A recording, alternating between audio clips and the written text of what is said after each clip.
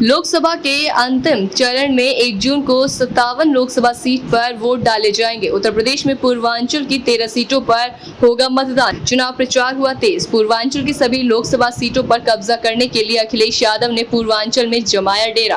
पूर्वांचल में चुनाव के बदले हुए समीकरण भाजपा को हो सकता है नुकसान।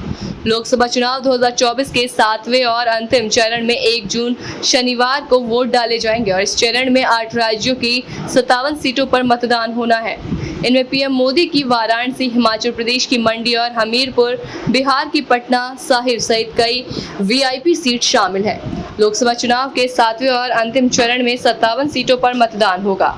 उत्तर प्रदेश की 13 सीटों पर 144 प्रत्याशी मैदान में हैं। बिहार की 8 सीटों पर 134 उम्मीदवार, ओडिशा की 6 सीटों पर 66, झारखंड की 3 सीटों के लिए 52, हिमाचल प्रदेश की 4 सीटों के लिए 37, पश्चिम बंगाल की 9 सीटों के लिए 124 और चंडीगढ़ की 1 सीट पर 19 उम्मीदवार किस्मत आजमा रहे हैं। 2019 से 24 का चुनाव पूरी तरह से बदला हुआ है। 27 साल से पंजाब में बीजेपी के साथ मिलकर चुनाव लड़ने वाली अकाली दल इस बार अलग होकर चुनाव लड़ रही है। इतना ही नहीं, पंजाब में कांग्रेस और आम आदमी पार्टी भी अलग अलग चुनावी मैदान में है। पंजाब की सत्ता में आम आदमी पार्टी है, जिसके चलते इसे इस बार अपनी सीटें बढ़ाने की उम्मीद दिख रही है। इसी तरह हिमाचल की सत्ता में इस बार कांग्रेस काबिज है, जिसके चलते बीजेपी के लिए क्लीन स्वीप करना आसान नहीं है। बिहार से लेकर यूपी तक में सियासी समीकरण बदले हुए हैं, तो बंगाल में ममता बनर्जी को अपनी सीटें बचाए रखने की चुनौती है। लोकसभा चुनाव के अंतिम चरण में 1 जून को उत्तर प्रदेश की 13 सीटों पर मतदान होना है। महाराजगंज, गोरखपुर, कुशीनगर, देवरिया, बांसगांव, घोसी, सलेमपुर, बलिया, गाजीपुर, चंदौली, वाराणसी, मिर्जापुर और रॉबर्ट्सगंज लोकसभा सीट शामिल है। ये सभी 13 सीटें पूर्वांचल क्षेत्र की हैं। 2019 के चुनाव में बीजेपी 13 में से 9 सीटें जीतने में कामयाब रही थी, जबकि 2 सीटें उसके सहयोग में अपना दल यानी कि एस ने जीती थी और 2 सीटें बसपा को मिली थी।